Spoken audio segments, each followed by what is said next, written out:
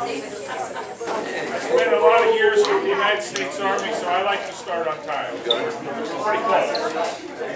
Josephine, our leader, is going to lead us in a prayer to start out the meeting. Hello. Hello. I always believe in prayer, because that's what America started on, how we got away from it. That's what we're in the trouble we're in now. Amen. Father God, we come to you right now in the name of Jesus. Father God, you created heaven and earth, and you created this great country called the United States of America, who gave us liberty, Lord. And Father God, we want to keep our freedom, we want to keep our liberty.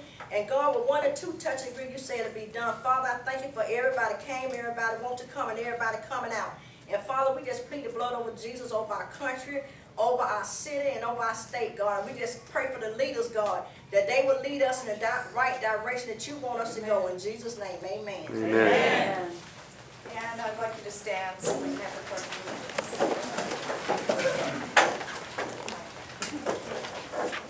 of allegiance. Allegiance to the flag of the United States of America and to the republic for which it stands, one nation, under God, indivisible, with liberty and justice for all.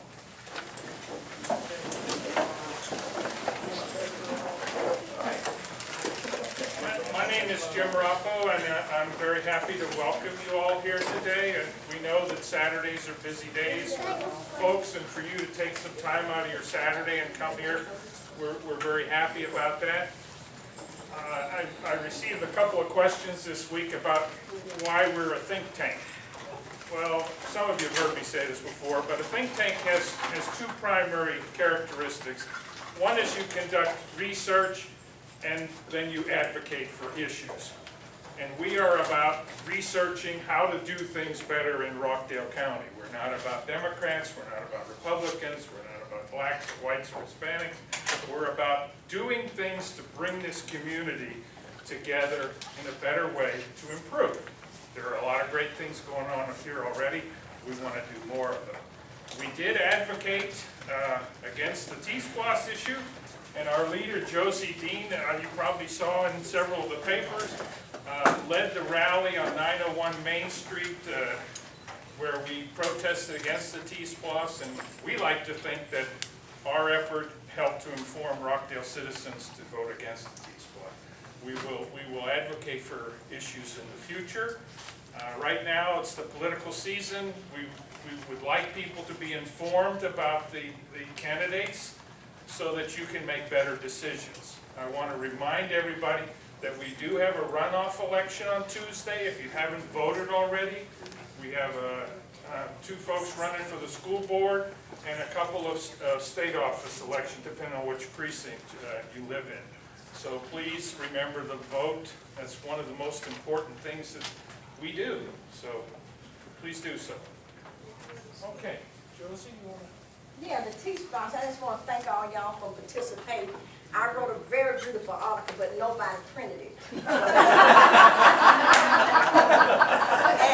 and the problem is, I did it on the 25th, so they probably figured she got to be out of her mind. But I know in Rockdale County, we speak. And once y'all had spoken, I didn't have to go trying to figure out whether or not we was going to vote for it or not.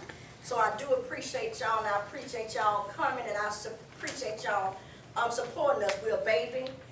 We only have just 3 people working for us. We got some members, and if y'all have not got anything, that's because I don't know how to do the computer and I need some help. So we got all the stuff, we got all the components, we just need some help. So then we got ideas, like she brought an idea about doing the, what you want us to do? Charter school. Charter school. And that's what we do. We get what y'all want us to feed off, and then we do it. You know, so it ain't about us, it's about making sure we come together as a community, because if what all falls down, we all won. So we just gonna do now, we're gonna let Dan Ray? Dan Ray's first. Dan Ray, you're first. Task mission. Well, first of all, I'd like to thank Jim and Josie for this time and opportunity to come and to address everybody that's here, and thank you for taking the time to come out today. Saturdays are always busy, but this is an important time in our lives as we approach the elections. Please do go vote. I tell folks that the school board is really the most important race because people used to say, oh, you got the worst job in the world as tax commissioner, and I'd always laugh at them and say, no, it's the school board. Because there's two things in life that get people riled up. You mess with their money or you mess with their kids. I just mess with your money. The school board is messing with your money and your kids. So please pay attention to those races and vote an informed vote. First, I would like to acknowledge I have several members of my staff, both current and past, and I'm going to embarrass them and ask them to please stand up.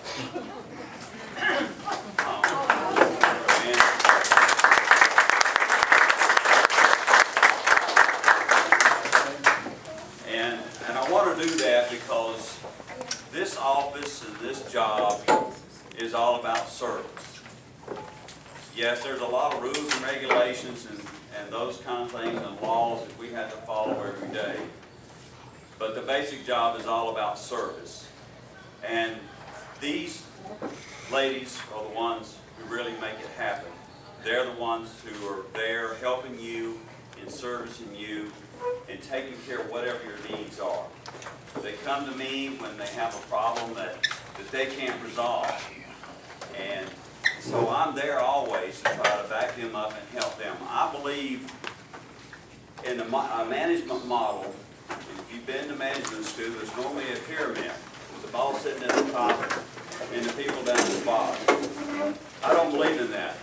I believe in a flipped up pyramid in shape like this. I'm at the bottom down here, and the folks that are there waiting on you on the front lines are up here. My job is to provide for them the tools that are necessary to get the job done. They're not there to support me. They're there to support you. I'm there to support them so that they can get the job done. And these ladies and my one gentleman, they do a yeoman's job to provide you service. They have hearts of servitude. That's what it takes. You've got to have a person who wants to serve people, who loves people, and these are the folks that make it happen.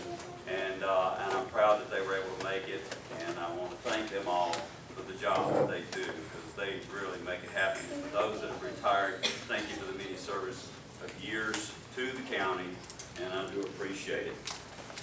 But customer service is job one. That's what it's all about. We focus on that all the time, and no matter what the problem is, we have a lot of issues, a lot of conversations, a lot of phone calls that really don't even involve our office. And we try to help find those things to answer those problems, or at least point the customer in the right direction instead of just saying, sorry, not our department, and hang up. So we try to go above and beyond the call of duty to make sure people are waited on and help. And as I said, my job is to be there, to be accessible. When you have a problem, when you have a question about your tag or your property taxes, you don't want to wait to a town hall meeting to be able to ask me that. You don't want to wait to be able to come over here to Josie's and Jim's to ask me those questions. You want to be able to walk in my office and ask that question.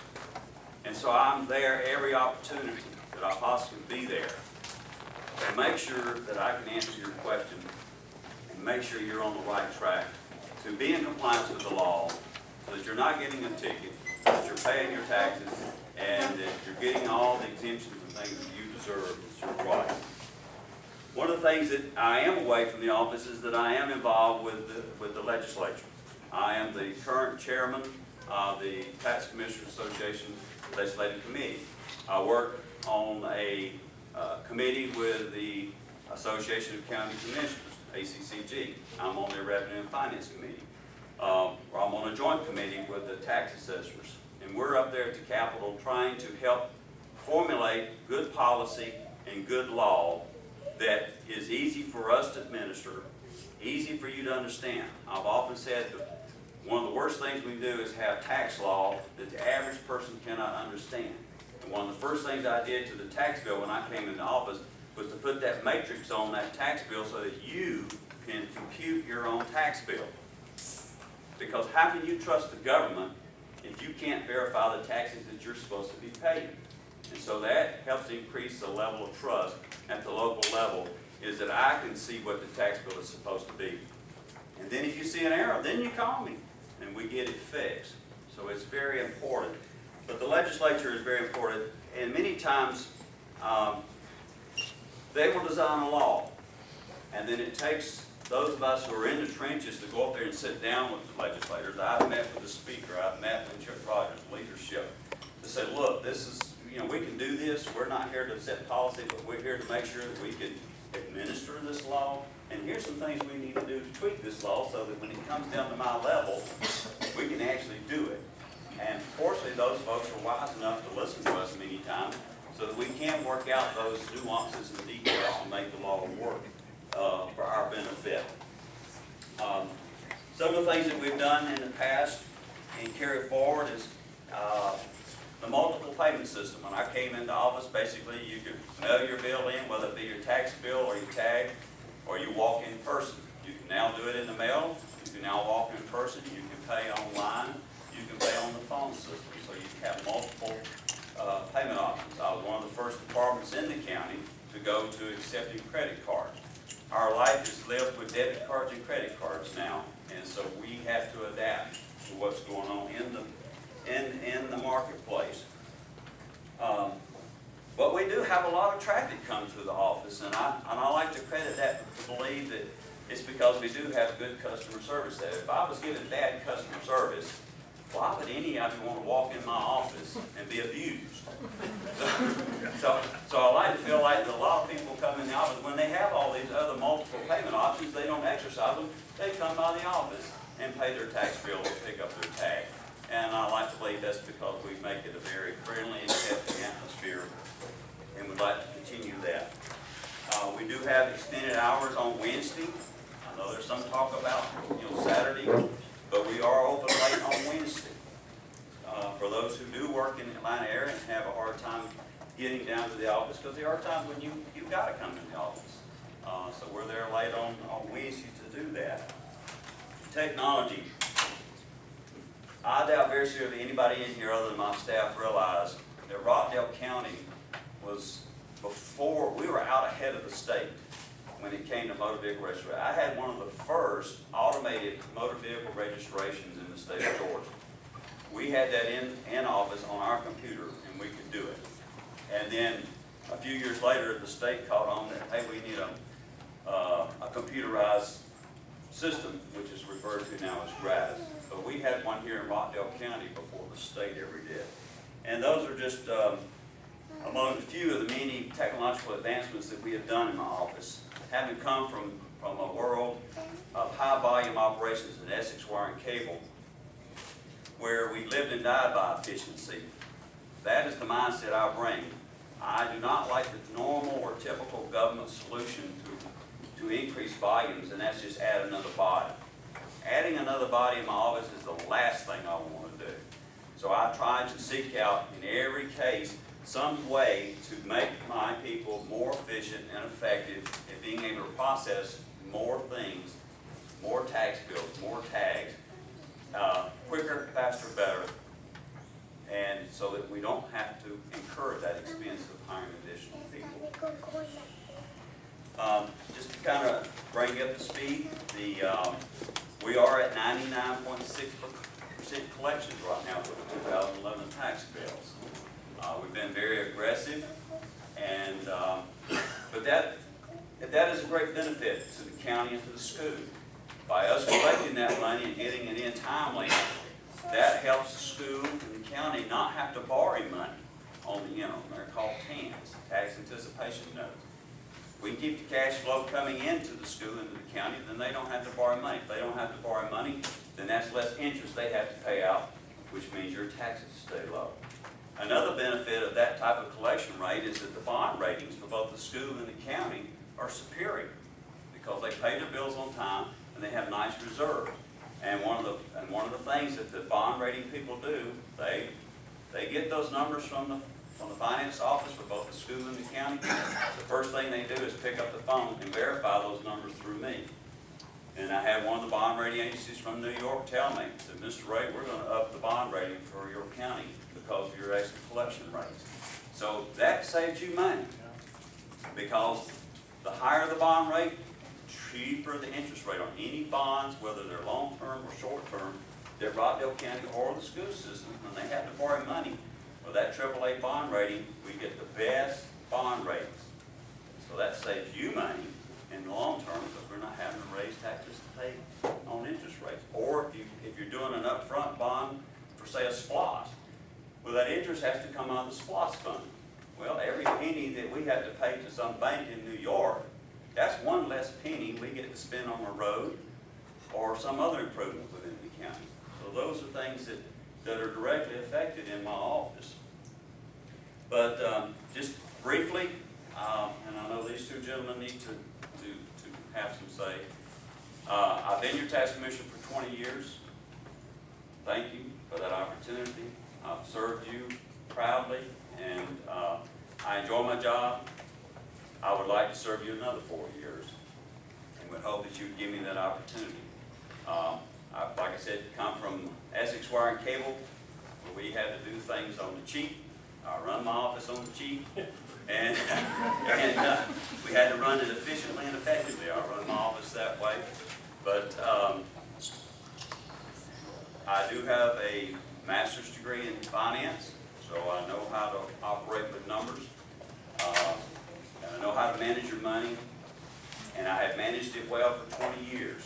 So I believe there's a trust factor that has been achieved between you and me, because you've got to be able to trust that person. When you walk up and you hand them a check for $2,000 or $3,000, there's a level of trust there that you want to make sure that they're properly accounting for that money and taking care of that money and securing that money. And I have done that, and I hope to do it for you for another 4 years. So I'm asking for your full vote and for your support in the upcoming election in November.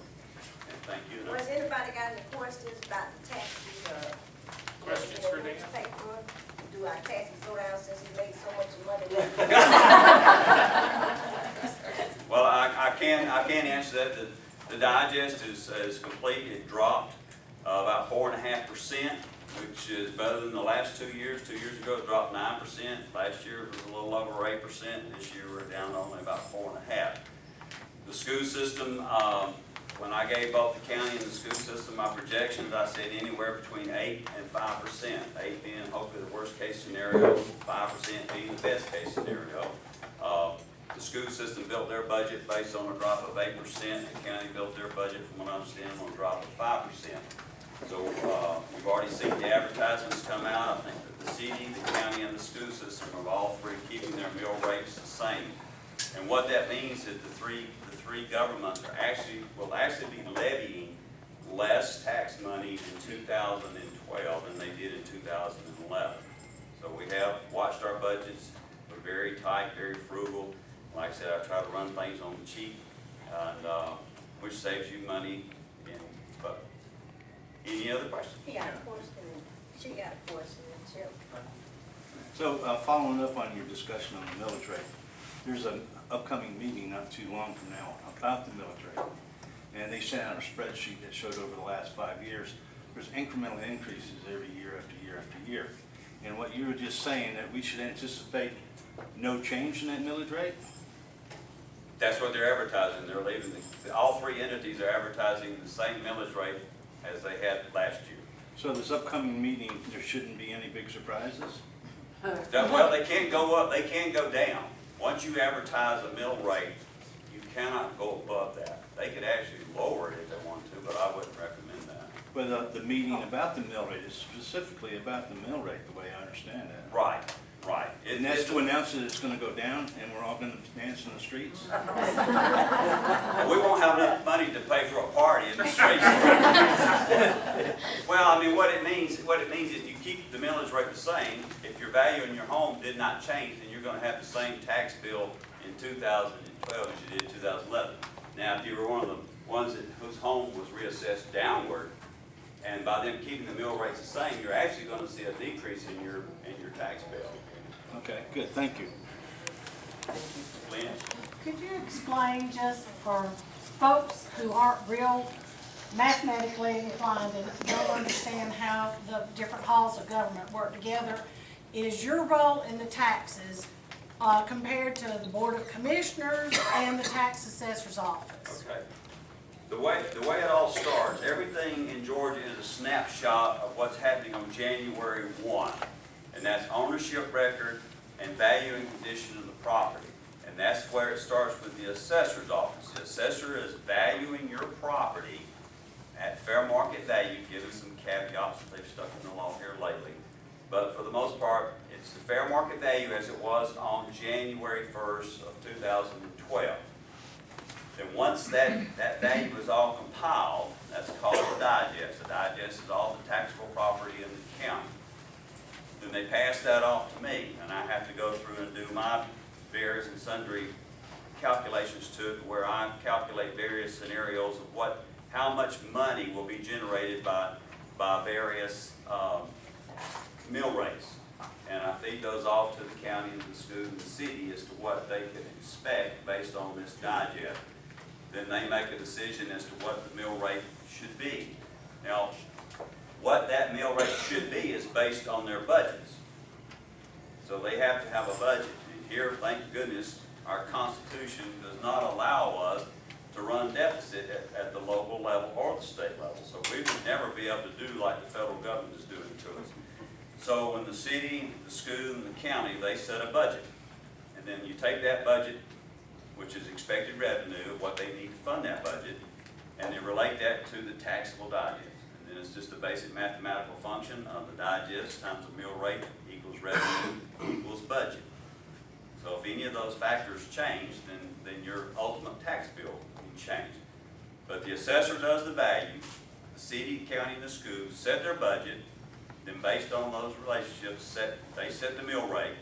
So then the digest comes to me, and the millage rate comes to me, and I work my mathematical magic on those two numbers, and I produce your tax bill, which used to be a pretty simple thing, but it's not quite as simple as it used to be. But anyway, but before I can do your tax bill, once we get all this massaged together, I have to all this litany of documentation that I have to take to the state, because the state has to approve all of that and make sure that we follow all the guidelines for advertisements and meetings and such not, and then I'll take all that documentation. The Commissioner of Revenue actually gives me an order. This is Mr. Ray can now collect the taxes. I have people come up and say, can I pay you my taxes now because I got my money? No, I can't take your money until I get an order from the Revenue Commissioner. It's actually against the law. And the county and the state of Georgia could actually take that money away from me and keep it, and I don't know what happened to it after that. But anyway, I've never done it, so that's never been a problem. But anyway, I calculate your tax bill, and out they go, and then you pay them up before Christmas, and then your kids don't get to have your Christmas. All right.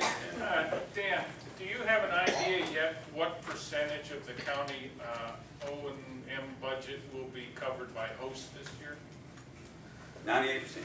98, and last year was what, about 80? 85. 85, okay, well That's the last number I get to calculate is the host, because all that other stuff has to be done first. And what I have to do is I have to calculate out what is 100%, and then I find out what was actually collected. The host credit is based on last year's collections, and that was like $13.2 million. And to get 100% host this year, we needed $13.4 million. So I had to roll it back by 98%, and that's the very last number. And you can ask my ladies. I closed my door last week and said, y'all leave me alone, I gotta figure this out. That's the last question. Okay. Last question, what happens if I don't pay my tax bill?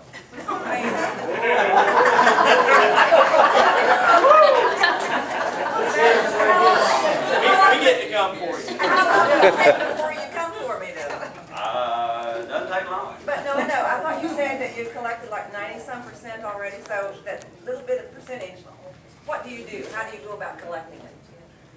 Well, when you get down to 4/10 of 1% left over, most of that is tied up with FDIC properties and bankruptcy properties.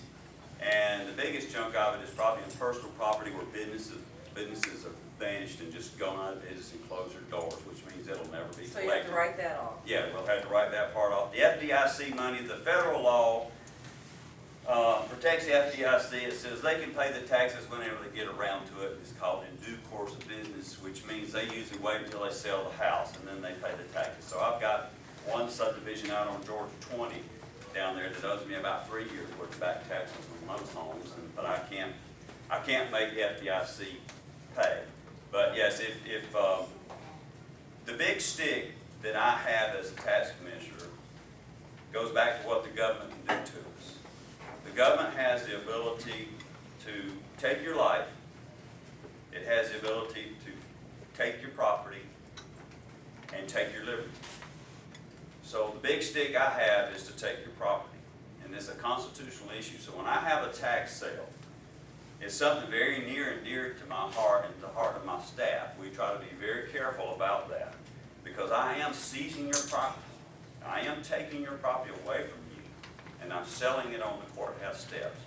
So it's an issue that we don't do unless we have to.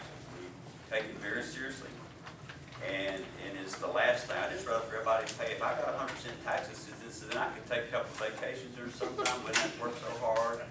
And but that's not the case. But I hope I answered the question. Thank you, sir. All right. Well,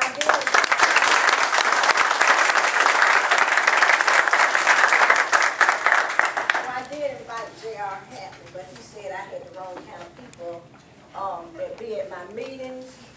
And I took that as a offense, but then he called me back and asked me would RCTT endorse him. So I figure if we have the wrong people, only thing is people bring their people. If you can't bring your people out, that's not RCTT problem. That's your problem. So we're gonna let them two have a good time. So all the people that's running for office in November, would you please stand and get your little spill on? Y'all get some snacks too. My name is Chris Vaughn. I'm running for Congress for Georgia's 4th Congressional District. And so I live here in South Rockdale. Lived for about 11 years. Pastor a church in McDonough. And somebody looked at me the other day and they said, when you get to Congress, or will you forget about us? I said, no, because you come to my church on Sunday morning and bless me out right after service. I said, just don't do it before service because then it would be a bad service. But anyway, so election's November 4th. I appreciate your vote and appreciate your, I'm sorry, 6th. And Vote on the 4th, those who are voting for the other guy. no. That would be Sunday. And then they would be back at my church again. So again, I appreciate your vote and thanks so much for looking at me. Thanks, Jason. I'm Jason Hill. I'm running for Rockdale County Commission Chairman. We're looking forward to the next few months and really getting to show the differences between myself and the new chairman and our philosophies and our management style and the vision that we have for the community. I look forward to sharing that with all of you. I did put some flyers over there for those of you that haven't seen or don't know. We're having a cookout and rally this coming Thursday out at Costley Mill Park. And I'll really be able to share a lot about my vision and what I think we need to do and where I think we need to have for the county. So I hope all of you will come and bring your friends. We're expecting a big crowd and we'll have a good time out there regardless. So thank you all and appreciate any support that you'll give me over the next few months and look forward to being your next chairman. Hi, I'm Tony Dowdy. I'm running for the Post 5 School Board Steel. We've gotten a runoff. For the ones of you that haven't had a chance to early vote, please go out Tuesday and I appreciate your support. Hey, good afternoon. I'm Holly Bowie. I'm a candidate for clerk of Superior State Court. I guess the biggest thing is a lot of people don't really understand what the responsibilities of the clerk's office. The way I best describe it is the hub of the judicial circuit and also maintains records, evidence, court documents, passport fees, deeds, things like that. I guess my biggest thing is 100% of the passport money will be turned back over.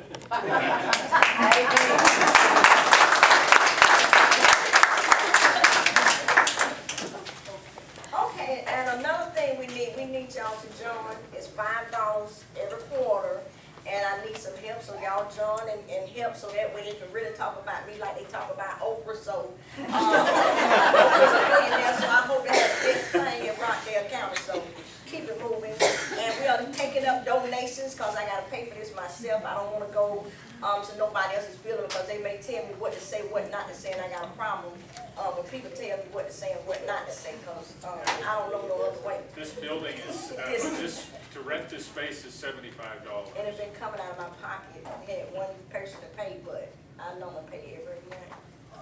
And I don't have a job now, so I need some help. So I did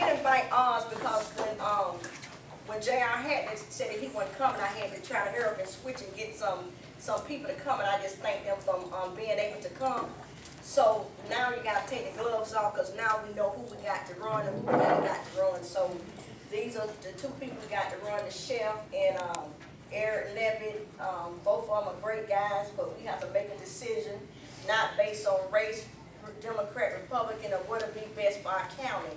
And that's the reason why I brought them here, because sometimes you have to hear people in a different environment, because people can say anything, but you gotta know how they live and what they qualify for. Like I said, I can't use a computer. I'll be a fool to tell you how to run a computer, and I don't know how to run a computer. So, and that's why I say you gotta make sure you want this job and you know this job, and you're willing to listen to people when they tell you about this job. So, we got the incumbent, Sheriff Wigginton. You can do your spiel. Everybody already know everything about y'all. Y'all Well, this is actually a very unique race. This is my 16th year as sheriff, my 35th year with the sheriff's office. And Eric and I have worked together for a long time, and he's a great guy and has a great family, and I've never had that situation with one of my opponents before. But Josie stole most of my thunder, because this race is really not about Democrat, Republican, black, or white. When you call 911, we don't ask you any of those questions. We just come and do what we need to do. So, I hope that you will consider my experience. I've got a bachelor's degree, a master's degree. I took the way to get that I told my children they shouldn't. I took about 15 years to get the first 4-year degree, and then I finally got the master's degree. But, this is an $18 million budget, and the sheriff's office is a fairly big organization. When I started here, we had about 40 employees and about 15 or 20 people in jail, and today we have almost 300 employees, and we have about 450 in jail. And our calls for service have gone way up, and it's a very big, busy job. So, again, I just hope you will take into consideration all the things that we've done in the past. We've had unfortunately, some national events, such as the Heritage High School shooting and some other things, the biolab fire, that I think have turned out pretty favorably, a favorable light shining on Rockdale County the way they were handled. And obviously that does not all come from me, it comes from the staff that I've gathered up around me, because like Dan was talking about, it's not about me, it's about the folks that work with me and the job that they do, and they make me look really, really good. Our jail is a no-frills jail. When I took office, we had cable TV. They had chilled water fountains out on the recreation yard and basketball goals and all those things. That's the first thing we took out. They do have exercise yards, and they can generate their own exercise, but they don't have any sports equipment to do that. They don't have any cable in the jail. And, they do have TV, but they have to all agree what to watch and behave, and if they don't, that's the first thing they lose. The jail's very clean, it's well ran. Unfortunately, the jail is something y'all probably could care less about, as long as you're not there. But we do have a very efficient jail. Our meals cost less than $3 a day per inmate. And they do have a very well-balanced planned meal by a dietitian, and the company provides all the labor and the food for that cost. The main thing about the sheriff's office, though, is the service that we provide. And if you pick up the phone and dial 911, you expect to have a professional deputy or male or female deputy show up at your house and do the job that you're supposed to. Crime does occur in Rockdale. I suggest it doesn't occur at the rate that it does in some of our surrounding counties, and I think we're very fortunate for that. And I think a lot of that's due to the visibility of the deputies and the quick response that they have. And I could ramble on forever and ever. We have 2 prisoner work details, and our prisoners that are out working wear the black and white stripes. I'm sure you've seen them around. And one deputy takes 10 prisoners out, and you get the work of 10 people for the cost of one deputy. So I think it's very efficient. I think a lot of other counties should be doing it too, but they don't. But again, I've enjoyed being the sheriff for the past 16 years, and I look forward to 4 more years, and I hope I can count on your vote in November. Thank you very much.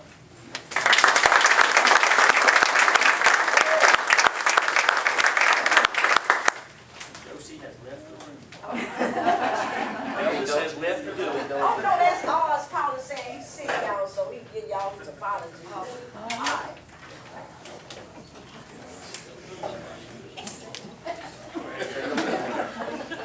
As most of you know me, my name is Eric Levitt, and I'm also running for the office of the sheriff of Rockdale County. I was born and raised here in Conyers, Georgia. Been here all my life. I'm 39 years old. Will be 40, Lordy 40 next month. So I'm looking forward to that. I'm already feeling it in a way. I am married. Been married for 16 years to my lovely wife, who has gone through a bad storm, and I've stuck by her, and she stuck by me, and we've stuck in this campaign. And I even told her, you know, whatever decision she wanted me to make, I would make it, because she was more important than anything that I'm doing. And she asked me if I still believe and had faith, and I said I do. And she said, "Then you go on, because I have faith and I believe that I'm going to beat this." So I continued on with the campaign, and I come from a family that has been around here for over 60 years, that served this community, that served this nation, locally, nationally, internationally. I have 2 sons, 9 and 4. They both belong to the local schools here, and daycare, pre-K, and Lorraine Elementary School. I've been in law enforcement for approximately 20 years. Most of my years as law enforcement has been with the Rockdale Sheriff's Office. And I've had the pleasure to work for 2 other law enforcement agencies, which were police departments. So I've broadened my experience with knowing how to work for chief of police, and the difference in how the chief of police run their agency and enforce their laws, and how the sheriff's office run their agency and enforce their laws. You know, my platform is simple. It's safety, accountability, and professionalism. We currently have a pretty good agency right now. As the sheriff stated earlier, I've had an opportunity to work in various divisions in the department, currently serving as one of 4 supervisors over the criminal investigation division. I've had an opportunity to work in the cops division, which is community-oriented policing. I've been in that division a couple times, one time as a supervisor, and the other time just as a deputy, where I've served as the first school resource officer for the middle school when Sheriff Wigington and the school board superintendent, I can't remember who it was at the time, PCI, implemented the school resource officer positions in the middle schools, and that was shortly after the Heritage High School shooting. So then I've had an opportunity. I started out in the jail as a detention deputy. I also worked as a dispatcher, which was my first job in public safety, was a dispatcher other than the Explore program. Went from communications to the jail, and then the jail to mandate school in 1994 on the street with the sheriff's office, and then various different divisions in there. I've explored around in the courthouse security as fill-ins most of the time, as being a cop's deputy. But some of the things that, as working in the sheriff's office and working under 2 sheriffs, I've learned a lot under these 2 sheriffs. I'm currently now enrolled in Thomas University. As the sheriff said, it took him, I think he said 15 years. He decided to go to school, and it's taken me a long time to decide to go to. And I didn't enroll in school just because I knew I was going to run for sheriff. I enrolled in school because I knew that I got a son, which was my first son, Christian, and we knew we was planting children that I wanted to be a role model, or to continue to be a role model for them. So I'm currently in school at Thomas University, attempting to get my undergraduate in criminal justice. As I stated earlier, my platform is safety, accountability, and professionalism. Although the crime is rising in this county, I will continue to use the available sources, manpower, and equipment that we have, and look for other resources in order to combat the crime. Some of the things that I think that we should continue to do is, right now we're having a big issue with errant autos and burglaries. That's one of the and fraud. Those are one of the three, to me, biggest crimes that I've seen while being in investigation. Burglaries is one of the most violated crimes that people seem to think, because once you go in someone's house, they feel violated. I hear that a lot when I'm talking to victims on the phone. And, you know, you have to think, how do we combat that type of crime? Well, you know, we got to increase our patrol. We got to use the technology and the equipment and research for more technology, more equipment to combat that crime. Some of the things that I thought about was we hold roadblocks, but most of the roadblocks that we hold usually around holidays, 4th of July, Christmas, the first of New Year's. I would look into holding routine roadblocks, various times and different days of the week. Why? Because most of our burglars, our criminals, are coming outside of the county end. And if we hold those roadblocks during the daytime hours, once you leave to go to work, we're likely for one of those criminals to come through that roadblock. We're likely to identify them. We're likely to arrest them because they have warrants on them, or they have suspended license, or we see contraband in their vehicles. So roadblocks is one of the things that I think that we can increase and do better on. You know, I will continue to research and add the necessary programs in the Criminal Investigation Division and Crime Scene Division.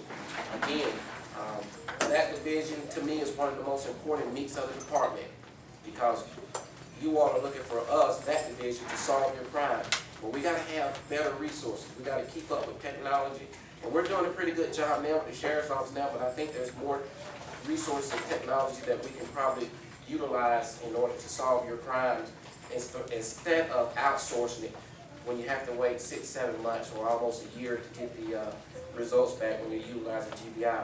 Perhaps maybe we should look into certifying our employees and to do this work so we wouldn't have to outsource it, so that we wouldn't have to pay for it by outsourcing. So, you know, increasing the crime scene division and criminal investigation division.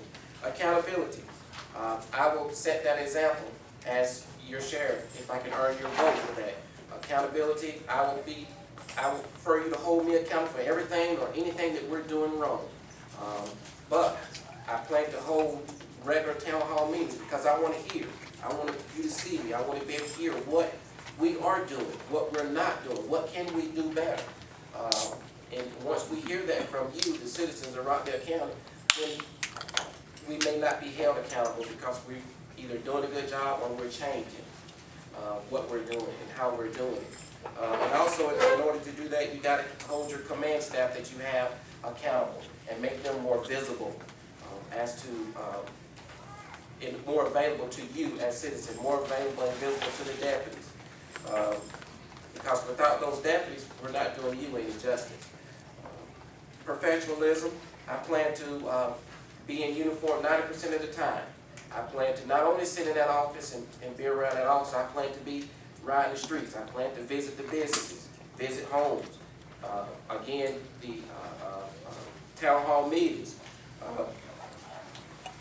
Professionalism starts from the top, and then it cycles down. And if you and your command staff can't be professional, then you can't expect the deputies to be professional. So we got to monitor that more closely. Not that it's not being done now, but that's me saying what I would do, and make sure that I'm monitoring my command staff and not be afraid to make a decision if they're not doing what they're supposed to. I told my wife, this is one of our little jokes, I told my wife and I told a few of the staff that's on my campaign, I said, honey, if I win, you better make sure you save every single penny, because I may only get 4 years because I don't play the politics game. And I'm not a politician, I'm a public servant. And I just don't, you know, you may not have seen me around different things, and I don't mingle with a lot of different organizations. It's because I don't play the politics game. I like to be fair. I've always held myself to the highest standard. I be careful as to the organizations that I involve myself with, because if you're not going to be fair with everyone, if you're not going to be consistent, if you're not going to have integrity, then I don't want to be a part of it, because I treat everybody the same, everybody equally. So that's just some of the things that I have to offer. And again, both of us are good guys. I've looked at the population. I've looked at the demographics, and I've saw and I've talked to people how the county has changed tremendously. It's changed from the last 8 years plus. And I'm hearing a lot of people say, who is the sheriff? And just a few months ago, we were at a forum at Peach Chapel Church, Old Pleasant Hill. Peach Chapel, Old Pleasant Hill. And one of the ladies who was sitting behind the sheriff, she said, who is the sheriff? And another lady said, he was sitting right in front of you. And I said, he was sitting in front of you. And as a matter of fact, the judge said, pointed him out. And so a lot of people, you know, that's just an example of how we're getting a lot of people moving into this county who just hasn't yet met our sheriff. But I want to make sure that I'm visible. I want to make sure that they see me, that they know who I am. If I can earn your vote. Again, I'm Eric Levin. I'm looking forward to a new level of service for deputies and citizens of Rockdale County. I'm not going to ask you for your vote. I'm like Sam Smiley. He said, I want to earn your vote. And I hope that I can earn your vote. Your vote, if you voted for me in July, I want to say thank you, and thank you. And I hope that I can earn your vote on November the 6th. Again, Eric Levin, running for office of Sheriff 2012. Thank you.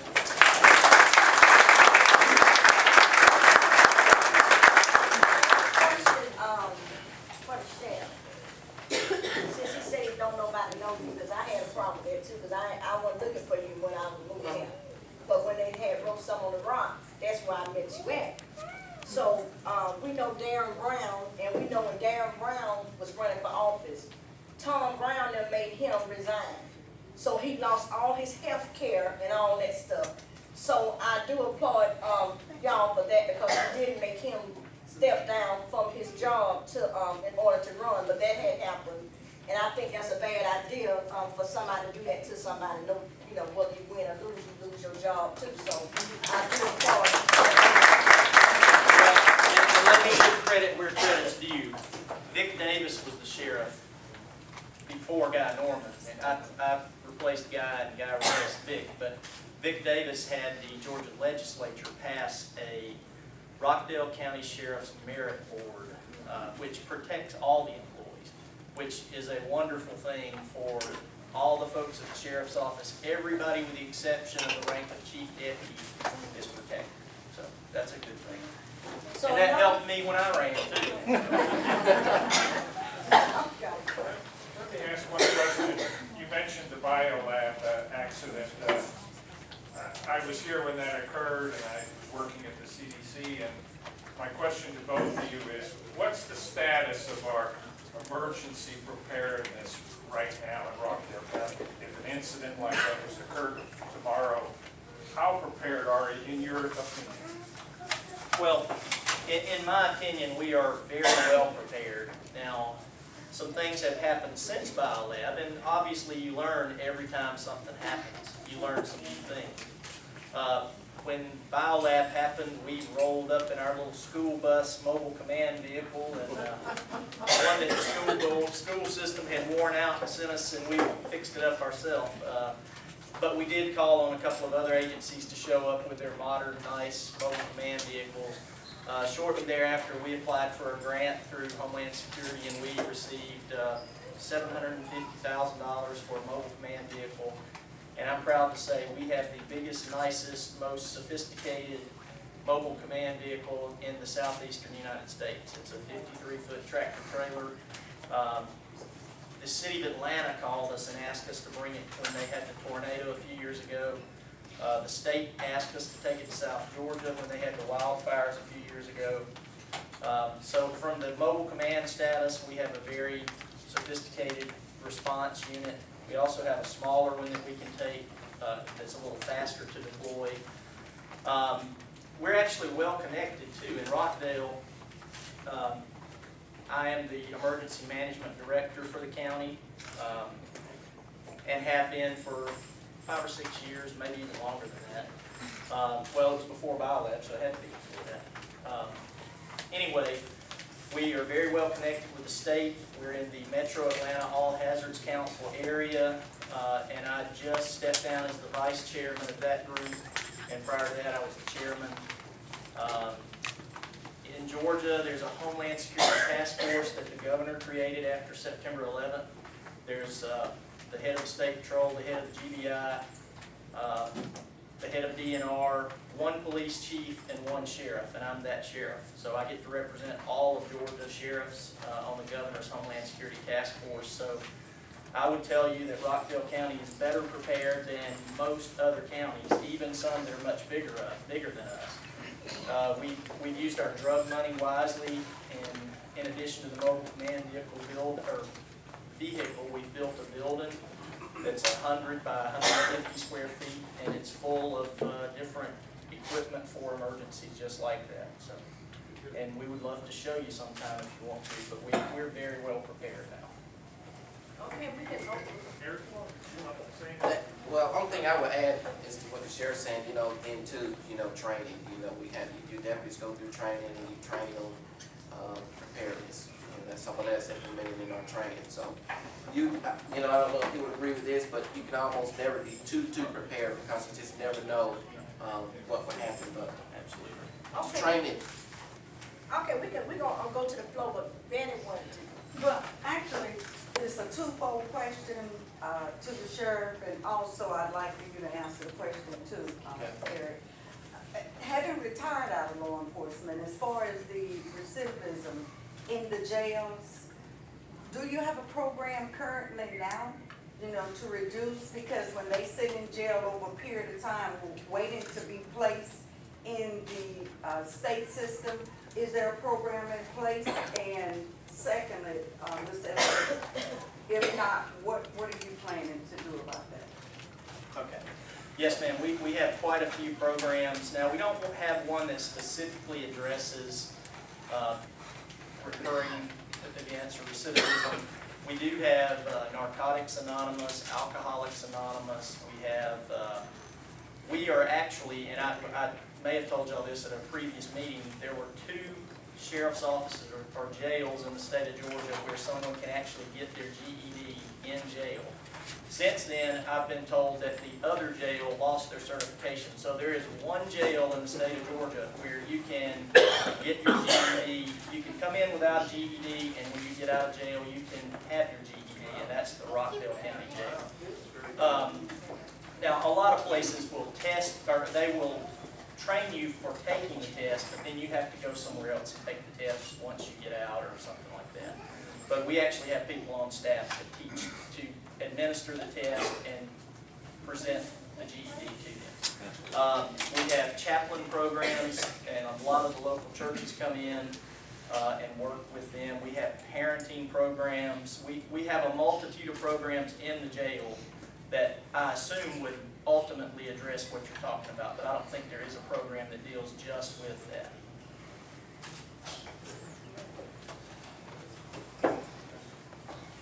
I've heard, people mention about programs that we should have for jails. I'm not really sure what kind of programs you can really offer because, when you have the chaplain program for the jail, everybody likes to go to that program. But then when they get out of jail or when they leave that program, they go back in their cells, they're cussing up a storm, starting to fight. So, my answer to that is I would just have to look at other jails, other sheriff's office to see what programs they offer and how effective the program is. Because you don't want to waste personnel time starting jails, programs, and it's not effective. Thank you. Other questions? Yeah, kind of a follow-up on your command center, and both of you can respond to this. How often do you actually do desktop rehearsals? How often do you do field rehearsals? Is that something that you schedule, or is that something in order to, and I know that certain sheriff departments have types of accreditations for preparedness, and have you attained any special accreditations for those? We do regularly schedule training. We did one last month, I believe, basically to make sure that our teams that we have established know what to do and they work together. Every few months they have an on-site training after jail Probably a couple of times a year, we actually take the vehicle somewhere and participate in a metro or sometimes even a statewide mobile command vehicle exercise. We did that last summer in, I think it was last fall, at Lake Blackshear. We did one at Six Flags for the metro area within the last year. On to the certification for that, I'm actually not familiar with, now, the individual, like me, I'm a certified emergency manager, and so is Myra Burrell, the deputy director, but I'm not aware of one for like the agency. But we are certified in all those things that I'm aware of that we can do. That's good. Any other Questions for the sheriff? Kennedy? better get them in now, hold it. Several months ago, I had the privilege and opportunity to take a CERT training sponsored by the Sheriff's Department. And I was just wondering, throwing this out to even both of you, are there any more similar programs or other types of training that your department may be able to make available to us regular citizens, so that we're not just always coming, what are you going to do for us, but how can we get involved in helping you? Right, and that's really what CERT is all about, and that's basically training citizens to be prepared for emergency. What does that mean? Citizens Emergency Response Team, yes. But we do teach that at the Sheriff's Office. We've taught that for several years now, and it's taught pretty much around the state. And the idea is that, if a tornado were to hit Rockdale County or an earthquake or something that was just mass destruction, there's not enough of us to go around. There's not enough firefighters to go around. For most events, we can call DeKalb and Newton and all the metro county areas to come in and help us. But if it's something that's statewide, then we may be in trouble. So the idea is to train the citizens to take care of themselves until we can get there. Now, some of the other things that we teach, and it's really more of a familiarization class, is it's called the Rockdale Sheriff's Academy, and it's a Citizen Sheriff's Academy, and I want to say it's 10 weeks, 9 or 10 weeks, and you come in two hours every Tuesday night or whatever for 9 weeks, and we basically do an overview of the department. We take you and show you that mobile command vehicle and all the emergency preparedness equipment we have. We take you through the jail. We have our K-9 come in, and it's just more or less a familiarize you with what we have and what's available. And most people, on their exit interview, basically they say, I had no idea y'all had all this equipment. You're so prepared. I feel much better now than I did. So that's one good thing. We have lots of programs. We have the Explorer program for children and young people 14 to 21, so they can get involved if they want to be in law enforcement. We've got the Citizen Sheriff's Academy, and then after 9 weeks, if you hadn't had enough, you can join the Sheriff's Alumni Group, and they meet monthly. And when we had the biolab fire, a lot of those volunteers came out and actually helped with the situation as far as bringing food and water to people and things of that nature. And some of them even directed traffic at some of the areas. Let's see, what else? For the ones that still can't get enough, we have the Sheriff's Reserve Program, where you can actually go to the law enforcement training, become a certified deputy, where you can make arrests and everything else, and you volunteer your time, and you're a full-fledged deputy. So we have a lot of different programs. A lot of those volunteers that graduate from the Citizen Sheriff's Academy, a lot of them are retirees or whatever, and they actually volunteer their time and come up and work. We have several people that work with the lady that does our budget office stuff. We have some that write all of the information into the jail logbooks for us and just enhance a lot of them help with the visitation of the jail, inmate visitation at the jail. So there's a lot of volunteer programs and things for people to get involved. I just want to add to that. Sorry. I just want to add to that. All the programs that the sheriff has launched are great programs, and those are programs that I will continue because they are great.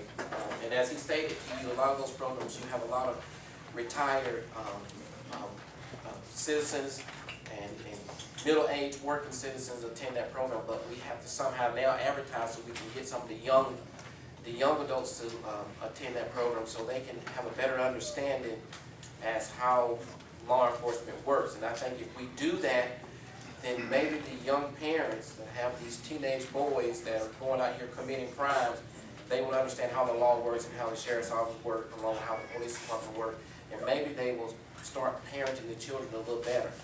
But there's two things that we often get questioned about. What's the gun law? Can I carry a gun? And what do I have to do to protect myself? One of the things that I thought about launching is we've done this before, and I don't think we're doing it right now. Is we had a firearms training for women to protect themselves. Well, women are not the only ones that need to protect themselves. So I will open that up not only to women but to males too, so they can bring their guns. Those who prefer to carry guns or prefer to own a gun, you keep a gun in your car. We teach you about the gun laws, and also will allow you to shoot that gun and train you on shooting that gun. It's sad to say, we're moving into that phase where we're now may have to consider purchasing guns, and I think that you need to train or just instead of going out buying a gun and just waiting on that suspect to come in and you shoot him. So that's one thing to touch on that. Eric's right. We used to do those. We hadn't done one in the last few years because when we built the new jail, unfortunately, we built it on top of where the firing range was, so we had to lose our firing range. So for the last 3 or 4 years, we've had to go to Newton County or surrounding areas to use their firing range. But last year, the latter part of last year, we finished our brand new firing range. It's very state-of-the-art, and we actually have 2 of those classes scheduled. I believe one's September, one's in October, but there are 2 more scheduled between now and the end of the year, and it is for male and female. So you just watch the paper if you're interested in coming to that. Now, you're not going to leave there a gun expert. You're just going to be familiarized with it. How does the Drug Enforcement Agency fit in with the staff? The Drug Enforcement Agency is actually a federal agency, the DEA. And I think I'm just trying to tie it together for folks that might not understand that. But then the state, of course, has GBI, and they have some drug units around the state. We really don't see too much of them here. And in Rockdale, we are very fortunate that the Sheriff's Office and the City of Conyers have a joint city-county narcotics and vice task force. So there's 4 sheriff's deputies and 2 city police officers assigned to it. They work in an undercover capacity, and they've been very effective recently. How do they mesh together? We are very fortunate in Rockdale that we have one of our investigators assigned to the DEA in Atlanta. And the good part about that is, I tell you what all we buy with our drug money. That makes you think, oh, y'all must have a really bad drug problem here. Most of that drug money comes from cases that they make across the United States or in the metro area, not necessarily in Rockdale County. But by us having an investigator assigned to the DEA task force, any case they make, whether it originates in Mexico, crosses the border in Texas, if our people are involved in the investigation of that case, we get a cut of that money.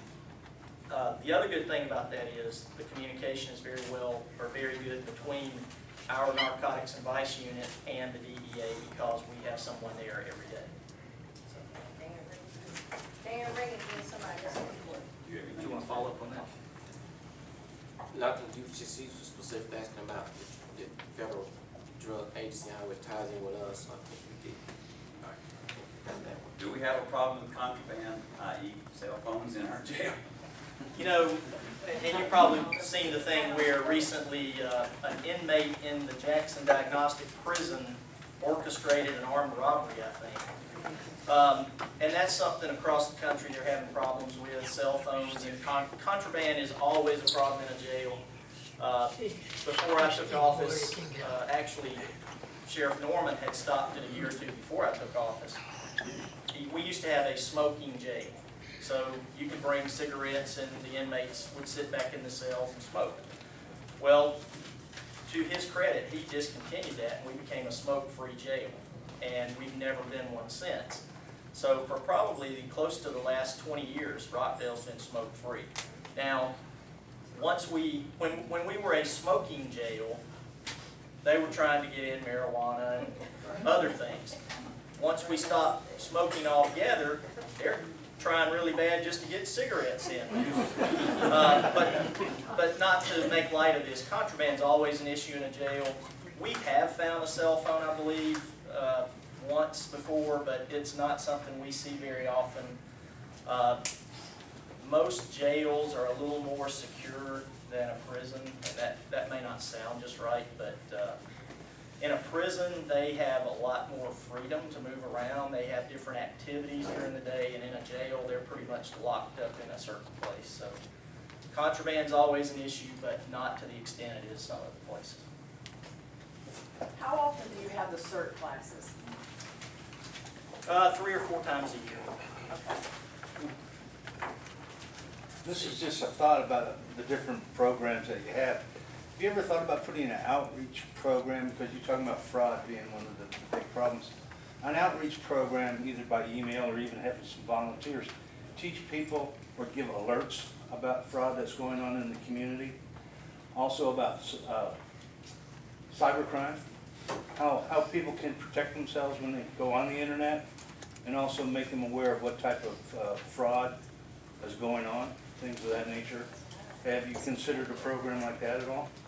We've actually taught some basic stuff on that when we go to like a neighborhood watch meeting or something like that. We've not really had a established class to invite people to come to us and do it. We'll hit on it when we go to a neighborhood meeting and talk about things like that. We are on Facebook and Twitter. You know, I don't know that we tweet that information out. I know some agencies have started doing that. Our main tweeter just took another job, so we're kind of tweet free right now. Hope to do more of that. Yeah.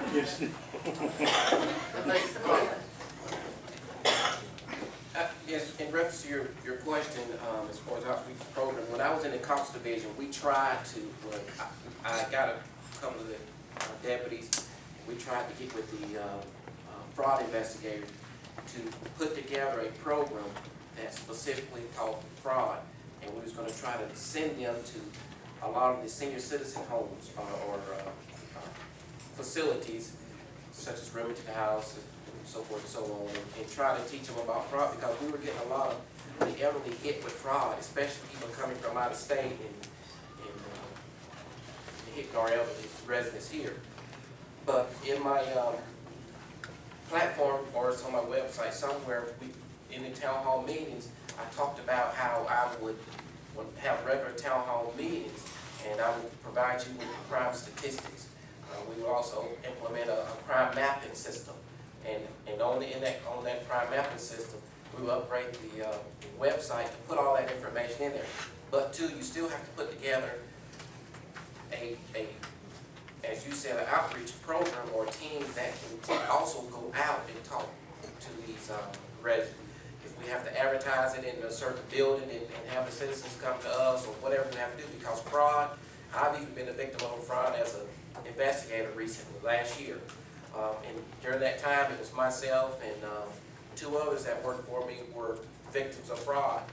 And so we have to teach our residents a little bit about fraud and how to try to avoid it. So that's been one of the things that I wanted to try to get started, just as a sergeant. So hopefully we'll get started under one of us on November 6th, after November 6th. And let me touch on that briefly. Actually, Eric's very much on point. I was the victim of identity theft here about a month ago in Texas. And so this young lady in Texas used my county credit card number at a Walgreens. So we disputed the charge. Well, we didn't know who she was or any of that. Well, you know, we got the charge, and I said I hadn't been to Texas, so we disputed the charge. So they did their little investigation, Bank of America, and they came back and they said, well, we dispute your dispute. So I called them up and I said, well, what do I do about this? And they said, well, I guess you'll have to do it on your own. So I called the Walgreens in Arlington, Texas, told the store manager who I was. He pulls up the video, there's a young girl using, well, she didn't have a credit card, but he shows me a picture of a young lady that's using what they said was my number. So we got her on video. So they told me that I had to, the store manager, I said, can you just email me those pictures so I can send them to Bank of America? And he said, no, I can't do that. You have to go through the Arlington, Texas police. So I called him. I get a dispatcher on the phone. The lady tells me, we don't take reports like that. And I said, well, ma'am, I got to have a report. She said, I just told you we don't do reports like that. So, long story short, I had to argue with this lady, get her a copy of the report. She said, she finally said, we'll do the report, but it's not going to do you any good because we're not going to investigate. So I said, just do the report. So then I called a supervisor in the police department there. They sent someone out, got the video, sent it to me. I sent it to Bank of America. It all got taken care of. It got taken off our bill. They're not going to prosecute for us or anything like that. But the point with all that is identity theft is everywhere. Unfortunately, there was absolutely no venue, and venue means where the crime occurred. We have jurisdiction if it occurred in Rockdale County. Well, none of that happened in Rockdale County, so all of that's in another state. Well, a lot of times, that's always going to be somewhere else, but you're the victim of it. We'll take a report for you, but it really doesn't do a whole lot of good because it occurred somewhere miles and miles away. They don't know who you are, and they really don't care if they help you or not because you're not one of their citizens. The feds actually got into the identity theft thing for a while, and technically the Secret Service, I believe, is the one that investigates that. I have not heard a whole lot about them being able to do too much in that regard, but identity theft is the worst thing right now, and it's very difficult to address. To that point, if you can educate the general public on how to do 4 simple things that will protect them and make it almost impossible to have your identity theft, or to have your identity stolen. And I think that would be a really good out-service program that the sheriff department can do, because people get bankrupt. If they get bankrupt, they can't pay their taxes. They can't pay their taxes, they get their house taken from them. Then you have some homeless people you've got to deal with. So I think that by doing things like that in grassroots, they'll protect the community, and that's what you're all about, protecting the community, right? Right. So why don't we help them out? I think we got a volunteer here, maybe. If I'm never in town, I do all my work out of town because he won't hire me. Tony, could you please turn my name up right? You've got me upside down. His attention. Hey, that's Tuesday. Hey, I'm just curious, you were talking about drug money. What happens when you actually seize or you take someone's vehicle? I'm looking for a vehicle right now. Do y'all have to sell? I mean, do you sell them to the public or We actually do. And y'all don't think we just go take people's property. It is a very long, drawn-out legal process. If we see something that was used in the commission of a crime or was contraband or something like that, it goes through a long legal process. If it's the federal government where we get most of our stuff from, if we take a vehicle, we have to store that vehicle, we have to charge the battery every so often, we have to crank it, we have to wash the car every so often, and sometimes it'll be in that process for a couple of years before it's actually awarded to us. Sometimes we have to give it back to them, so if we give it back to them, all the money we spend on it's just part of it. But a lot of times we do either get to keep the vehicle for law enforcement purposes. We have a lot of our undercover vehicles now that were actually confiscated vehicles. But some of them, or after we use them for a while, they become what people refer to as burned. The bad people know what we drive and they say, oh, there goes one of those undercover guys. So at that point, we do sell them, or we can sell them, and all you have to do is go to govdeals.com. We used to have a county auction once a year, and we would park stuff out back behind the county maintenance building, and it would sit there and rust and rot and everything else, and once a year they'd have a sale, and we would get pennies on the dollar. Now, we actually put it online, and there's a whole big audience out there that just watches that. So, govdeals.com. What y'all doing with drugs since I'm trying to See, I can't work for the sheriff because I want to legalize marijuana, so I can't never get high or work up on If it's local stuff, we actually, once it's been declared, the case is over and it can be destroyed, we actually take it to animal control and use their cremation. We burn it. Now, Josie, if you want to get up on the roof, Well, since y'all doing all this policy, let me get a policy. If we charge $200 or $100 to have a smoke out in Rockdale County, find the mountain, and just go instead of burning up, just have one smoke out, and I guarantee we'll have so many millions of dollars. No, we can't go to jail. let me say I will not take part here.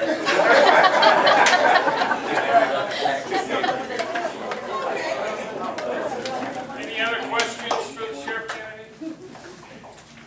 Okay, since there's no more, from the sheriff, she's finna run, you can come over. Tony, you finna run, so you can, these two is finna, y'all can speak if we got some time. Thank y'all for coming.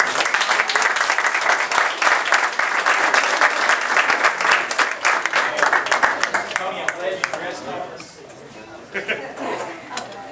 And see, that's what happened, it always, see, that's why I like, Rockdale think tank, because you do stuff ordinary, you don't know what you gonna do or what we may do, you put your spot. So these two are all the ones who are for the next Tuesday, so that's why I need them to talk. And let y'all hear what they talk about what they're running for.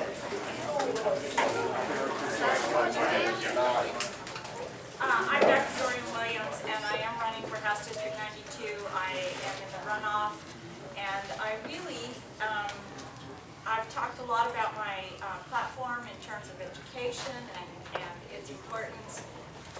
It's also key that we get that foundation settled and funded so that we can move on to transportation issues, to job creation, to our water issues and energy issues. We need to put someone down in the Capitol from Rockdale who will represent Rockdale, and someone that you can trust when you get down there. As an educator, the ethics issue is huge. We, you know, educators go through ethics training every year. You are mandated all kinds of things that you must do way above the normal citizenry. And so I bring that with me to the Capitol to really serve and represent. We need you to go back out to the polls on Tuesday if you haven't already early voted. It's really key. It could make a huge difference for our community. And I need your vote, and I need you to go back out and vote.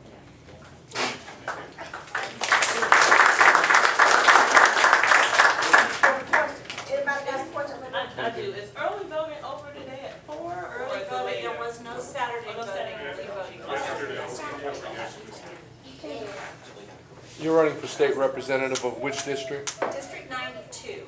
And are you pro-life? Am I pro-life?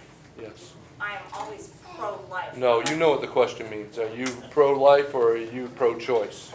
I am of the opinion that if you're talking specifically about abortion, Yes. I think abortion is a very serious issue. I think it's something that is never to be taken lightly, and it's a choice that's serious. I do believe, however, that in the cases where there is rape, incest, the life of the mother, it needs to be a legal option. That's. So you would support a pro-life constitutional amendment in Georgia? I would not support a pro-life because, and I'll tell you why, because it tends to be so restrictive that when there are extenuating circumstances, it makes it illegal or it charges the doctor with a crime. So I can put you down as pro-choice then? You could. Okay. Her thoughts on charter schools? charter schools are great. That, I think, you know, there's some really excellent charter schools. We've got one of the best in the state right here in Rockdale County. The issue with the amendment, and my issue, is where that funding comes from and who decides who's going to fund that charter school. The amendment that's coming up in November on the ballot really isn't an issue about charter schools. What it is an issue of who's going to control the money for that charter school. And you have, our state school superintendent, John Barge, has come out in the last week and a half or so against that amendment because it will decimate our public schools. It could. He came out against the amendment, or he came Yes. out against charter schools? No, against the amendment, which is all about whether it's going to be locally controlled or the state can make a decision and then mandate that the local school board fund a charter school that they did not approve in the first place. Dorian, it'll be almost definitely a Republican-controlled House of Representatives if you're successful on Tuesday. So to represent Rockdale, will you work with the party in charge to represent us, to get our legislation through? I think that's key. And as a teacher and an educator, that's what you do, is you negotiate, you discuss, you come together, come to consensus. And I think I've developed those skills well. I think that doesn't mean that it will be easy. But I think that I have the ability to do that. And I think it really needs to be done.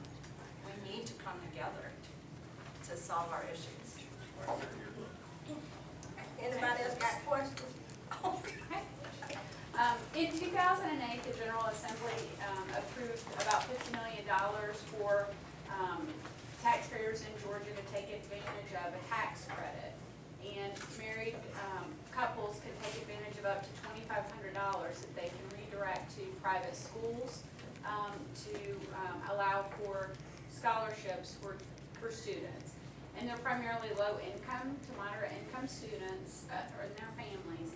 What is your opinion of that? Because it will come back up in the near future for the General Assembly to vote on in a couple of years. I would look at it very carefully and make sure that it's not a problem with our public schools. I mean, the funding does come away from that, It but does. it does give parents choices about the education that their children can receive. So Right. for parents who may not be in a, their school may not make AYP, it certainly gives them a choice, and it can give them a choice to transfer from public to private. I would have to look at it really carefully. Any more questions for her? Thank you. Thank you. And I have someplace else I need to be, and it's the last Saturday before the run. Okay, thank you. Tony? I wouldn't stick around to hear me talk either. As you can tell from the way I'm dressed, I wasn't planning on speaking, but I will say that I am Tony Dowdy. I'm running for Post 5 School Board. We did real well in the primary. There were 4 in our race, in my post race, and I got like 45% of the vote. And I've had all kinds of people come up, congratulations, congratulations. Well, that's not how it works. And it's just, it's a shame that it doesn't, I think I had like 6,700 votes and he had like 3,200 votes, but it doesn't matter. You get 50% plus 1 vote. That's what matters. But I will say, you will have a conservative voice on the board. I'm probably going to get in trouble because I'm likely to do and say what's not maybe politically correct, or take the easy way out and go in a direction where it will cause least conflict for me. But I want to make a decision that's going to be best for the kids, and not only the kids, but and grandkids. And that's what we got to look at, because I'm not sure about y'all, but my situation, that's what I'm gonna be dealing with is my grandkids going through the school system. And, so it's very important to me, and, like I said, when I do make a decision, it's not gonna be whether, probably the most political or the most, popular decision, but it will be what I think is best for the kids. And I appreciate your time. Thank you.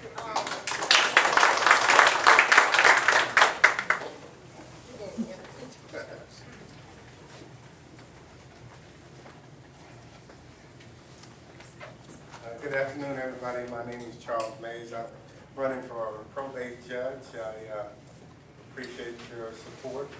I look forward to serving you in the years to come. Anybody got any questions for either one of these? Mr. Mace, what do you do today? I'm sorry? What do you do for a living? I'm in construction right now. Yes, sir. Are you a residential constructor? Yes, sir. You have a professional license? No, not at this time. Then you're not a constructor? No, no. And you can't tell you're not a residential constructor if you don't have a professional license. Right. Well, Why are you telling people that? I was at the time. I'm not doing residential construction. I'm doing home repair, remodeling at this time. Are you getting permits? Yes, when I... Without license? No. No, I'm not getting permits. I don't understand. How are you able to get permits without a license? I work as a subcontractor. So there are permits drawn when I do. Somebody else is taking permits out for you. Exactly.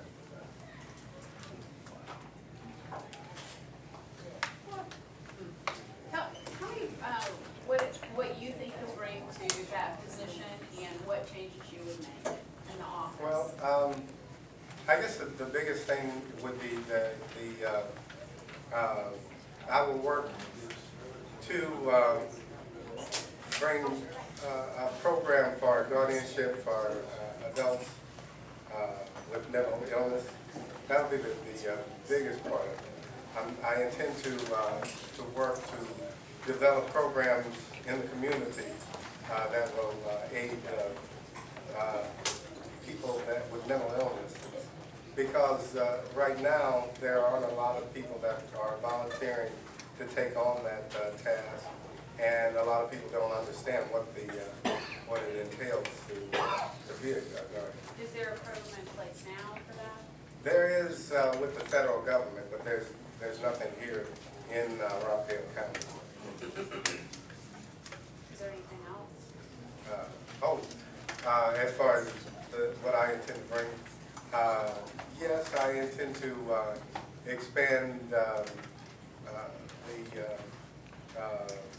in other words, paper-free as we can, that department, so that we're able to bring in other words, people will be able to contact us through multimedia and to broaden that program. Yes, ma'am. Mr. Mays, you said you were a contractor, which I understand. My husband and I have a great demolition business. But I'm also a bookkeeper and a paralegal. Do you have any legal background? Yes, ma'am. I have a law degree from St. Louis University, and I haven't worked in the legal field for years, but that's my legal background. Okay, so you said have a law degree? No, I have. Okay. I have a law degree. Did you ever transfer or take the Georgia State Bar to transfer your license here? No, ma'am, I didn't. Okay. I don't have a license in Missouri where I graduated either. I haven't taken the bar here as of yet. Okay, so you've been to law school. Yes, ma'am. I'm not asking your age, okay, but about how long ago was that? Well, then I'm telling my age, but it's been about 27 years. Okay, all right, thank you. Yeah, and there's, I think the only requirement for the probate judge here in Rockdale County is that you have a high school diploma, but as we all know that there's much more needed. Any more questions from Mr. Mays? Thank you, Mr. Mays, because I wanted to meet you, because I didn't know you, so I'm going to... I appreciate it. Thank you.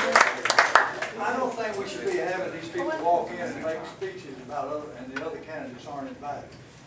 You know, this was, Well, this was, No. if you have an agenda, we should have stuck to the. No, what happened is we have, an hour. That don't make no difference. The other, their opponents don't have an opportunity. Gerald, everybody is invited. No, everybody's invited to the Rockdale think tank.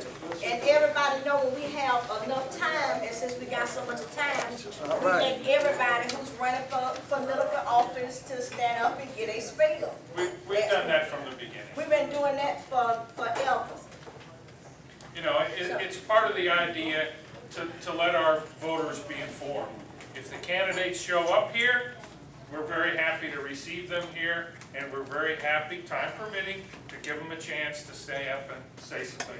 And we don't care whether Democrats, Republicans, Libertarians, whatever, they can stand up and say a few words. If we don't have time, we wouldn't do it. But we do have time, especially today, because Mr. Hadley couldn't make it, and Mr. Nesbitt couldn't make it, so that's that. Oh, you gonna speak? Ten, you can come in. Thank you, and I just really came to be a part of the Rockdale think tank today, so And see, that's what happened. But see, that's what makes us different, because you don't never know what you're gonna get. If you think you're gonna get a plain agenda, you might as well go somewhere else, because we don't go by the same thing nobody. That's what makes us different. And if I don't give these people time to come and appreciate even coming. So we do this because we thank y'all for even taking the time to come, and this gonna be y'all only time that y'all may be able to come to the Rockdale think tank to get y'all spill in. So spill.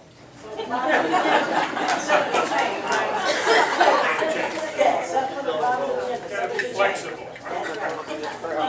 First of all, I just want to thank everyone that's here. I think this is one of the most well-attended events that we've had since I've been coming for the last several months. So thank you all that came out on Saturday. We know that our children are adjusting to get back to school, and there's a lot that's going on. I have raised 3 children in this community. 2 of them are in college now. My son attended Edwards and Heritage, as did my sister and brother. My brother graduated from Savannah College of Art and Design last year with a degree in film. He's also a very gifted painter, fine art painter. And my son is a marketing major, and my sister is a psychology pre-med major.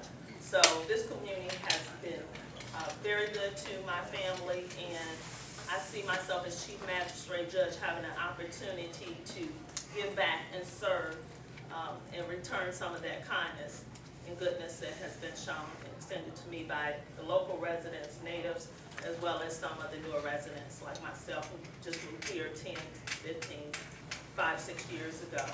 So I'm looking forward to the community going to come together. I spent a lot of time with my grandparents. They were just as much a part of who I am today as my parents. So I have a lot of respect for our elders. I spent a lot of time with them, and so I'm glad to see some of our older residents that are still taking a part in what's happening in the community on a political basis. So I do look forward to working with them. I am concerned about the identity theft issue as well, as the sheriff talked about. Myself, I've been a victim of identity fraud. My sister had someone use her credit card, buy groceries, I think $700 worth in Miami when she was attending school in Savannah. So her school had to straighten that out. Someone that got access to the database of the student accounts at her college that she was attending at that time. So it is a prevalent issue. We do have to do something about it, because a lot of times people's accounts are shut down, locked out, and not all of us have multiple accounts. So it's, it can be a life changer to have something like that happen to you. So I'm really big on working out a solution for that issue as well as others. Okay, thanks. Thank you. Thank you. You can come up here since it's your first time. Denise, Because come on we up. get you on the spot. Oh, and let me just say, my website is www.10forjudge.com, so you can find out more information about me and my platform. And I've gone out to many events as I can, because I enjoy people. I enjoy the exchange. So I hope to see some of you, maybe knock on your doors at appropriate hour of the day. And I know that when we have community forums going on like this, I pretty much attend if my schedule permits. Thank you.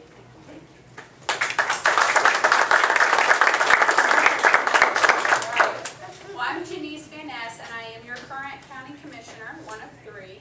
And this office, and I'm proud to say that right now I'm not running for office. I don't have to run again for a year and a half. But I do want to say that I'm glad to be here today, and I commend you guys that have organized this event. And it's really nice to see everybody come together. And I know that for so long, Rockdale's been known as a well-educated community, and in my opinion, a well-educated community has independent thinkers. I would consider myself an issues-oriented person. However, when you have to run as a candidate for a commission position, you do have to affiliate with one party or the other. And I'm proud to say that I have chosen the Republican Party because of the conservative fiscal values that they present. And I am here to represent all the residents in Rockdale County. I have people from all over the county call me all the time about different things that I can help them with, and I'd be glad to help you if you have questions or concerns. But I do want to just encourage you to be educated as a voter and for your friends to be educated about the candidates. It is not a popularity contest who you vote for. It's about who's going to do the best job for this community. And the other day I heard something quite disturbing from somebody that immigrated to our country and has their own business. And she said, actually it was my dad talking about me. And she said, well, I can't vote for her because if I go down the ballot and if I vote for Democratic candidates and then vote for her, my vote won't count. And he was like, what? And so it's about educating people. You can pick the candidate of your choice in general. And, you know, we need to make sure that people know that across the board. And then we have the very best people. People that are running for this, to make this county better and running for the right reasons. And this year, I think you have a lot of great choices and a lot of good people that have served this county. And I know that I'm proud to work with a lot of the people that I've been affiliated with through the county. So thank you for your time today. I appreciate it.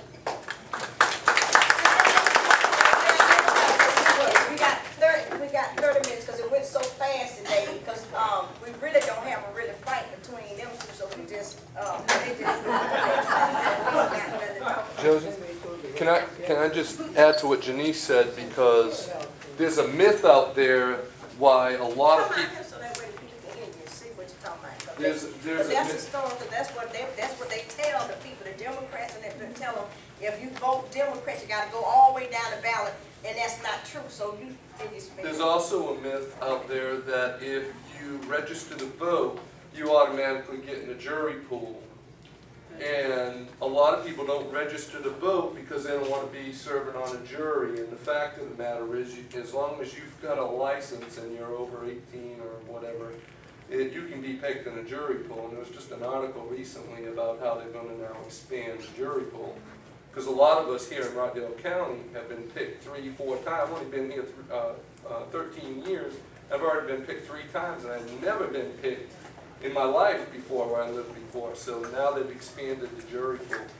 But encourage all your friends and family and let them know that because you register doesn't mean you're automatically going to serve on a jury. Let me just add something, because Josie said that the Democrats are telling. I'm a Democrat, registered Democrat, but if I had it my way, I would be a part of Democrat and Republican. That's the difference in me, and that's why if you talk to some of my friends, they'll tell you that he is so different, because most people use those 2 titles in the worstest way. And she just said that, you know, the Democrats are going around telling people that. Well, I've been around a lot of Democrats, and my parents and grandparents are Democrats, and I've never heard them tell me that, so I don't want you all to think that Democrats are going around saying that. No, I said, correction, I said that Democrats and Republicans are under the conclusion that if you vote for Democrats, you gotta go all the way down the ballot. Okay, so, you know. That's what was told to me Tuesday.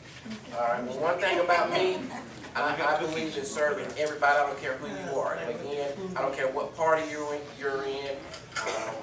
And it's all about, like Janice said, serving and picking the right person. And if we can get past this Republican-Democrat thing, maybe we can make fair and right decisions. But again, let's be careful as to how we choose people, not choose them because they're part of a party. Or not part of a party. Or not part of a party, that's right.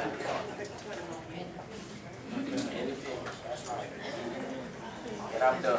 I don't like that topic at all. All right, y'all got time to talk, so we can put up the seats and stuff, and thank y'all for coming to go to. Let me just say that our next meeting will be on September 15th, and we're hoping to have Ruth Wilson and Holly Bowie at that meeting, along with some other surprises perhaps. You know, when you think about our country, and if you're not happy with the way we're going these days, we have to look at ourselves. If we're not informed voters, we're not going to make informed decisions. And so we have to be informed. We cannot be lazy and sit on the sideline and say, oh, let somebody else deal with it. It's our country. We have to say what we believe in and then go to the ballot and vote accordingly. Or not being committed to issues because we feel that we have to be committed. That Correct. our society is in the situation that it's in because of that level of commitment. We all know we had nothing to make sure that our children and grandchildren all get equal opportunity. Education is the foundation to everything. Without education, and proper education, you cannot compare yourself, you cannot communicate yourself. So that's very important, that we look at the whole picture. You know, I have small children, 3 and 5. My children's at stake. Because if they don't get it, they're not gonna get it. And we that's in the driver's seat, we owe that to them, to make sure that they get it, and that they get it in the right way and not the wrong way. Because good ears are very impressed by what they hear and what they see.